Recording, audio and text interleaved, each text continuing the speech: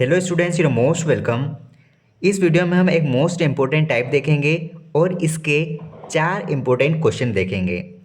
इस क्वेश्चन के हम 2 अप्रोच देखेंगे, जो बेहतर रहेगा आप उससे सॉल्व कर सकते हैं।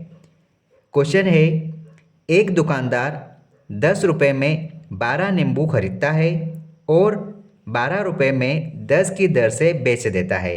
हमें यहाँ पर लाभ या हानि का प्रतिशत निकालना है। देखो क्या है, यहाँ पर 10 रुपये में 12 की दर से नींबू खरीदे जा रहे हैं, ठीक है।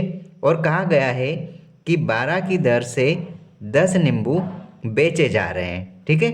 मतलब ये हुआ कॉस्ट प्राइस और ये दिया गया है हमको सेलिंग प्राइस। अब इस क्वेश्चन को सोल्व करने का तरीका देखो।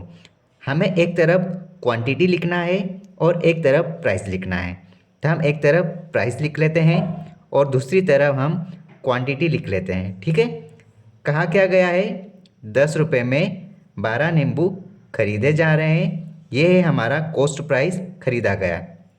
फिर कहा है सेलिंग प्राइस, जो कि 12 रुपये है और इन 12 रुपये में 10 नींबू की दर से बेचे जा रहे हैं।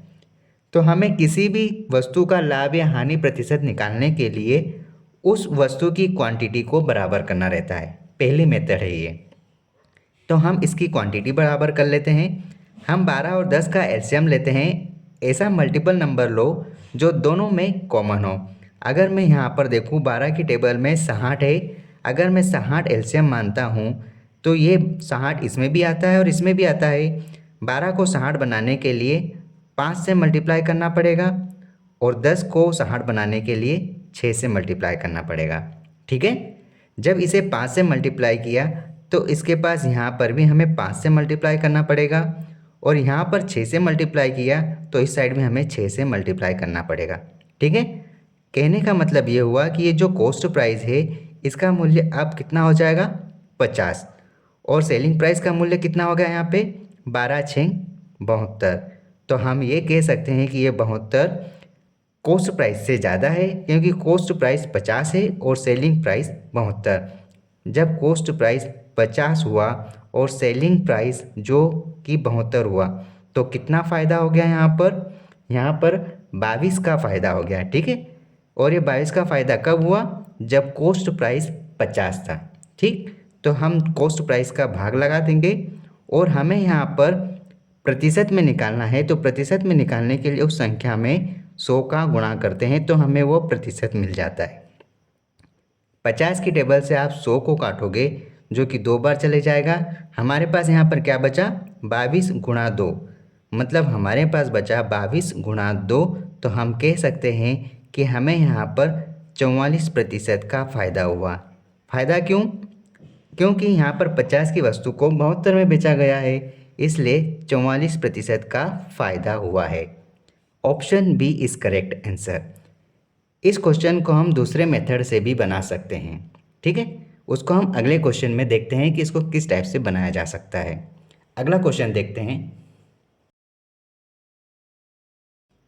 ये उसी टाइप का क्वेश्चन है जिसको हम अलग तरीके से देखेंगे।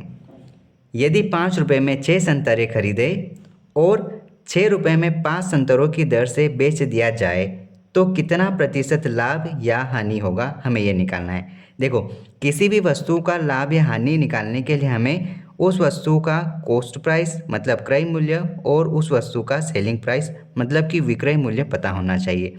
तभी हम निकाल सकते हैं कि उसमें लाभ हुआ या हानि हुआ, ठीक है। तो देखो, किसी वस्तु को 5 रुपये में 6 की दर से खरीदा, संतरों को 5 रुपये में 6 की दर से खरीदा, तो हम यहाँ पर एक संतरे की कीमत निकाल लेंगे। इसे मैं आपको समझाता हूँ। अगर मैं 10 रुपये में 5 पेन खरीदता हूँ तो एक पेन की कीमत निकाल लूँगा मैं, हाँ बिल्कुल निकाल सकता हूँ। कैसे, अगर मुझे एक पेन की कीमत निकालना रहेगा तो जो 10 रुपये है, इस 10 रुपये में उस वस्तु की संख्या से भाग दे दूंगा तो मुझे एक पेन की कीमत निकल जाएगी, ठीक है। इसी प्रकार हमको यहाँ पर जो कुल रुपए है उसमें उस वस्तु की संख्या से भाग देंगे तो एक वस्तु की कीमत निकल जाएगी, ठीक है। इस प्रकार से इसको हम लिख सकते हैं। आगे क्या कहा है कि उस वस्तु को 6 रुपये में 5 संतरों की दर से बेचा जाता है, ठीक है। ये हो गया हमारा इक्वेशन, हमने बना लिया। अब यहाँ पर इस फ्रैक्शन का कोई काम नहीं है, यहाँ से ये फ्रैक्शन हटाना पड़ेगा। हटाने के लिए करना क्या है, जो ये बटे में संख्या लिखी है इन दोनों का एलसीएम लो। कितना हो जाएगा, 6 पंजे 30। ठीक है, आप एक काम करो, 30 से दोनों तरफ मल्टीप्लाई करो। आपने मल्टीप्लाई किया, अब यहाँ से आप इसे सरल कर लो, जो कि 6 बार कट जाएगा और यहाँ पर 5 बार कट जाएगा। तो हमारा कॉस्ट प्राइस कितना हुआ, 25, और सेलिंग प्राइस 36 हुआ। कितना ज़्यादा हुआ, देखो कितना ज़्यादा हुआ है यहाँ पे 11, और ये 11 का फ़ायदा कब हुआ, जब कॉस्ट प्राइस 25 था। बस आप इसका प्रतिशत निकाल दो, 100 से मल्टीप्लाई करो, प्रतिशत निकल जाएगा। 25 के टेबल से चले जाएगा 4 बार, और हमारे पास बच गया 11 गुणा 4, मतलब कि हमारा आंसर क्या आया, 44% का प्रॉफिट हुआ। ठीक है, मतलब option A is correct answer. ये है दूसरी मेथड। ये मेथड भी बढ़िया है और वो मेथड भी बढ़िया है, आप जिस मेथड से करना चाहो आप कर सकते हैं। अगला एक क्वेश्चन और देखते हैं इसी टाइप में। क्वेश्चन में कहा है, यदि 20 रुपये में 30 संतरे खरीदे और 30 रुपये में 25 संतरों की दर से बेच दिया जाता है, लाभ प्रतिशत क्या होगा। हम इसे दूसरी मेथड से करते हैं। अगर हम उस वस्तु का कॉस्ट प्राइस और सेलिंग प्राइस का रेशियो देखते हैं, तो यहाँ पर कहा है 20 रुपये में 30 संतरे, एक संतरे की कीमत निकल जाएगी, और यहाँ पे कहा है 30 रुपये में 25 संतरों की दर से बेचा गया। आप पहले इसको सरल कर लो। अगर ये अपने आप में सरल हो रहा है तो बहुत ही अच्छी बात है, क्योंकि हमें यहाँ पे आंकड़े सरल करना होता है। हम एक काम करते हैं, यहाँ पर 5 की टेबल से चले जाएगा 5 चौक 20 और 5 छः 30, ये चले जाएगा 2 दूनी 4, ये चले जाएगा 2 तिया 6। आप 0 से 0 भी काट सकते थे। 5 की टेबल से कटेगा 5 छः 30, 25 कटेगा 5 25। यहाँ पर क्या बचा है, आप लिख लें 2/3। ठीक है, यहाँ पर भी आप लिख लें 6/5। ठीक है, अब यहाँ पर फ्रैक्शन का कोई काम नहीं है, यहाँ से 3 और 5 का एलसीएम लेंगे तो यहाँ पर 15 आ जाएगा। आप 15 इस प्रकार लिख लो। ठीक है, आप काट दो। 3 की टेबल से चले जाएगा ये 5 बार, और 5 की टेबल से ये चले जाएगा 3 बार। हमारे पास क्या आ गया, यहाँ पे कॉस्ट प्राइस यहाँ पर 5 गुणा 2 10, और सेलिंग प्राइस यहाँ पर 6 गुणा 3 18 आ गया। कितना ज़्यादा आया यहाँ पर 8 ज़्यादा आया। ठीक है, अब ये जो 8 ज़्यादा आया है ये किस पर बेस्ड है, क्रय मूल्य पर, जो कि 10 है, और हमें यहाँ पर प्रतिशत निकालना है तो गुणा में 100 लगा दो, प्रतिशत निकल जाएगा।